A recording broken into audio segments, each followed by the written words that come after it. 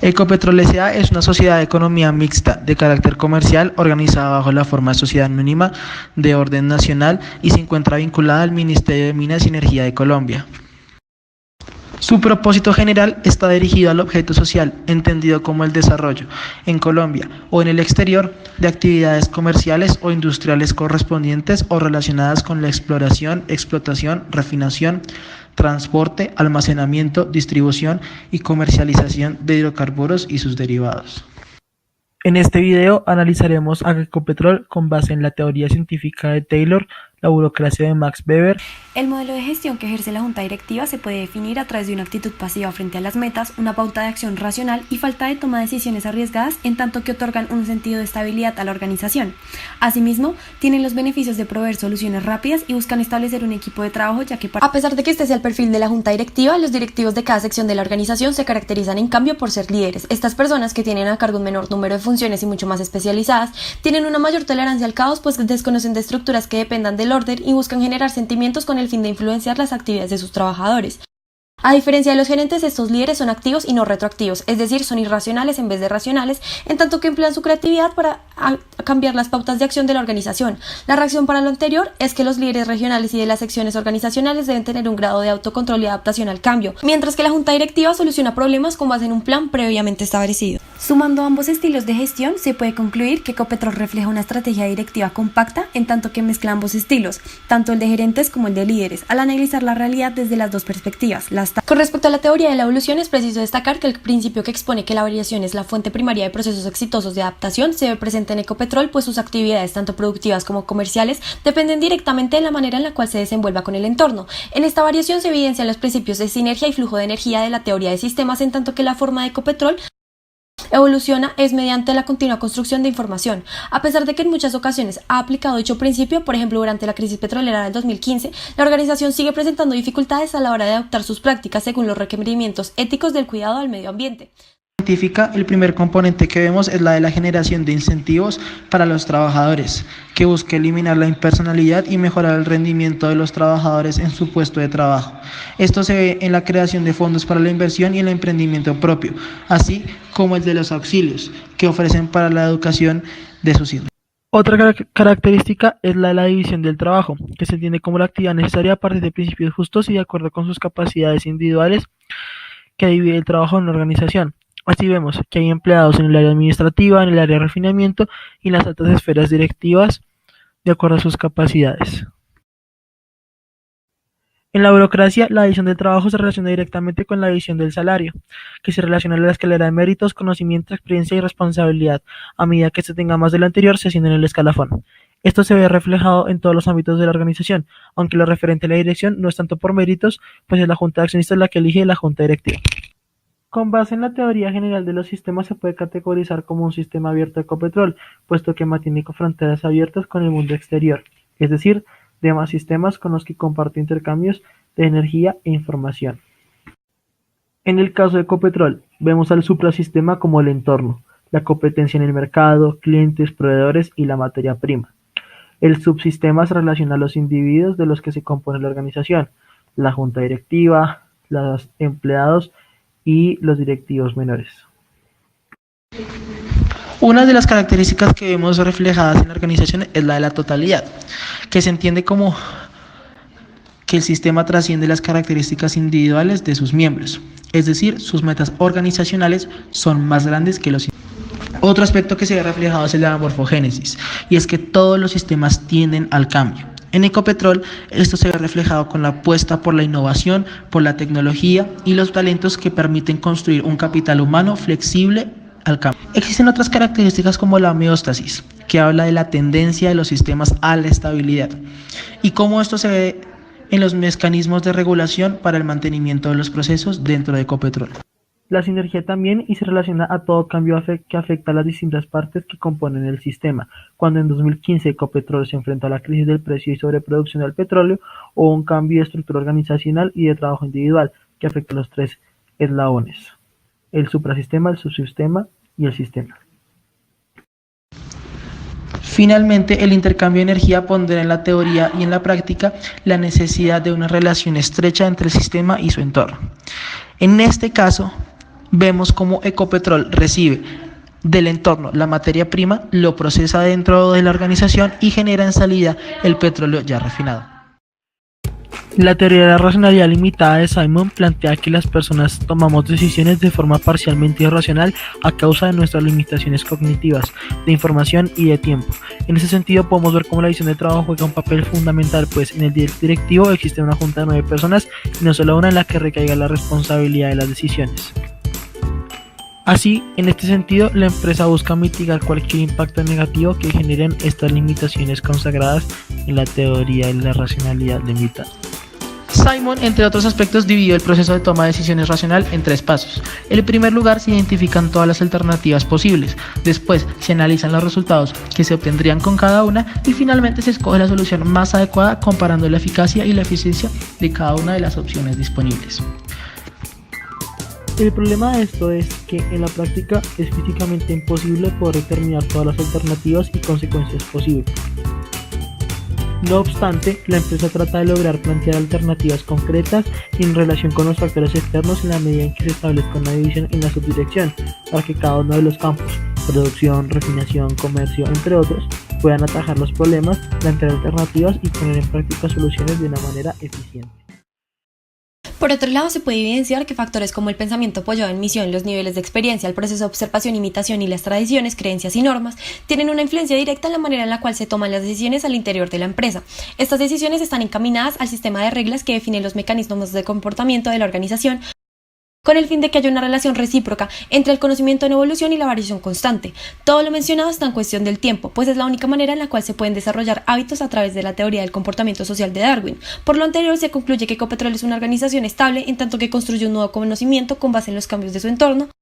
El principio de la unión de conocimientos de la teoría científica se evidencia en Ecopetrol, pues se establecen normas con el fin de reglamentar procesos homogéneos que buscan obtener la mayor cantidad de beneficios en términos de tiempo y funciones. Lo anterior se refleja en la necesidad de establecer una correcta relación entre el aprovechamiento y la explotación de recursos con las labores del trabajador, al ser la materia prima de la empresa un recurso natural finito, o también se refleja en las inversiones hechas en el área de la investigación para la búsqueda de fuentes de energía alternas. En cuanto a la documentación y la burocracia, existe una extensa, específica y estricta aglomeración de la información dentro de Ecopetrol. Esta aplicación del principio a nivel interno permite la reglamentación de procesos y la posibilidad de establecer funciones y mecanismos para cada una de las partes de la organización, regulando interacciones personales.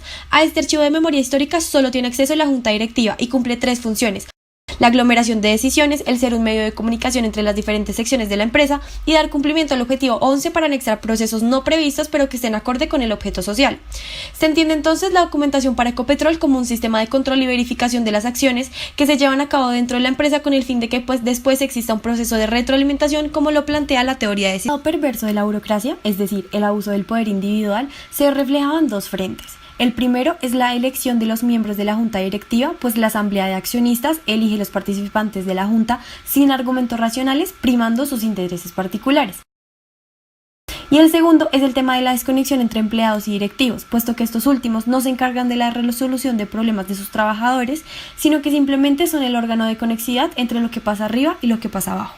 Con base en lo anterior, se puede afirmar que Ecopetrol es una empresa racional, pues cumple con todos los parámetros, tiene una reglamentación específica y rigurosa sobre temas normativos, existen los medios de producción para alcanzar los fines propuestos en esa reglamentación y además existe una impersonalidad notoria en la mayoría de los procesos, en donde es fundamental el cómo se hace por encima de quién lo hace. En la etapa del proceso de selección y la inmersión del trabajador seleccionado en dicho proceso, se puede ver la incidencia tanto de la teoría Y como de la teoría X respectivamente.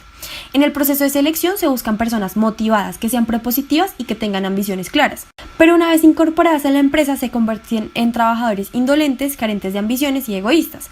Esto sucede por una falta de pertenencia para con la cultura de Ecopetrol debido a lo amplia y extensa que es y el deterioro de la relación directivo-trabajador.